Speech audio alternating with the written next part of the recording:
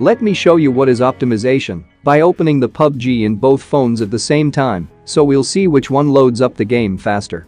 By looking at the specs of the devices, the OnePlus has better performance, so it should load up the game faster, and it does complete the loading screen faster in the beginning. But as the Android gets closer, it's getting slower, whereas the iPhone catches up, and it even loads up significantly faster than Android. The Android took 4 seconds longer to load up the game. But loading into the lobby screen doesn't matter to most of you, so let's check which one will enter into a game faster. I will be entering into a cheer park training area, which actually takes quite a long time to enter, but let's check whether the iPhone will load up faster or the Android. So after about 10 seconds, the iPhone loaded up the game first, while the Android is still loading. A few moments later. Still loading. One eternity later. So after about 25 seconds, the Android finally loaded the game, and this is just 2019's iPhone. Latest iPhones will make even bigger difference. For example, here I have the latest 2021's iPad Pro.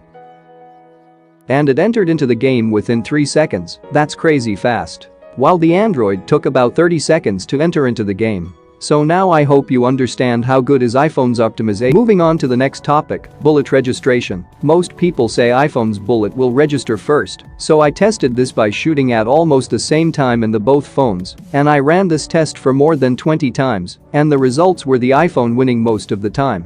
So is it really true that iPhone's bullets will register first? I mean, it could be. It's really hard to test that, since iPhones are very well optimized. Maybe that's why they register faster, but the bullet registration totally depends on your internet connection, so I have no idea what to say here, but there could be another reason, and that is the touch registration. Here is a fun thing to know, iPhone 11 has 120Hz of touch sampling rate, while the OnePlus 9 Pro has 240Hz to 360Hz touch sampling rate. That's more than twice, so technically OnePlus should register the touch first, but in reality the iPhone with its slower touch sampling rate will register the touch first. Suppose if you touch the fire button on both the OnePlus and iPhone at the same timing, the iPhone will fire first. Even though the OnePlus's hardware is capable of being 2 times faster, it's not fully utilizing its true power. Or simply in other words, Android is not optimized. Even if they want to optimize, it would be extremely hard because there are more than 1,000 phones to be optimized. The next topic, aim assist. Does iPhones have better aim assist? Well, let's find out. So here is the side-by-side comparison of Android and iPhone's aim assist. And the aim assist is identical in both. It performs in the same way between Android and iPhone. But why do people say aim assist works better on iPhone? Most people just think that if iPhone is better at few things, then it will be better with other things as well. But in reality, iPhone has only one advantage, and that is optimization. And maybe the other reason could be a smoother experience.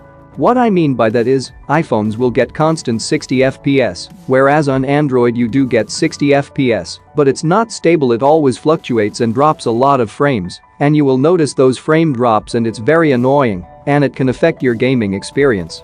iPhones will provide you with buttery smooth gaming experience. So this could be a reason why the people think aim assist and controlling recoil is better in iPhones.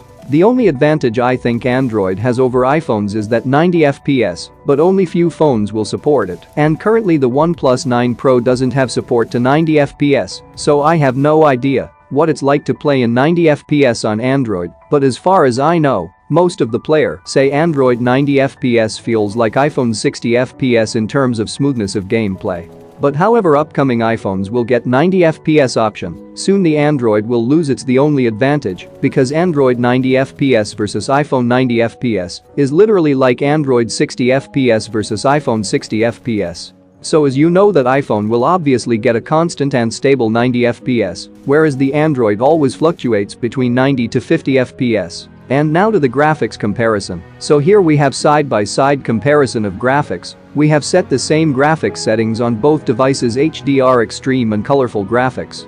So now you watch it and find out if there is any differences, and let me know in the comments.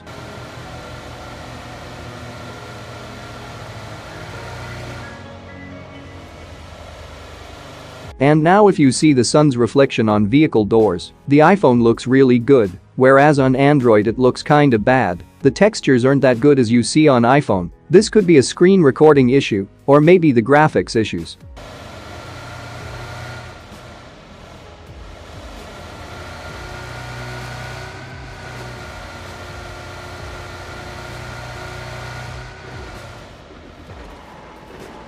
So the graphics looks identical to me. But however, if you look closer you would notice that iPhone renders houses slightly faster than Android. It's like 50 to 100 milliseconds faster on iPhones, but both has the same rendering distance, and that is around 300 meters. So in the final conclusion, the iPhones are better than Android when it comes to gaming, especially on PUBG Mobile. iPhone has better touch response and better gyroscope sensors to get accurate sprays, and most importantly stable and constant 60 FPS, which makes your gaming experience buttery smooth. However, iPhones are very expensive, but you're paying for what you're getting. Android would last only 2 to 3 years, where the iPhones can last up to 6 years if you don't break it, and Apple will provide software updates for more than 6 years, and it gives you a better experience for everything overall. But Android phones are affordable, you can get it in any price range, where in iPhones you don't get that choice. Anyway, that's all I got for this video. I hope you learned something new. If you did, hit the like button and subscribe for more upcoming videos like this, and see you guys in the next video. Enjoy.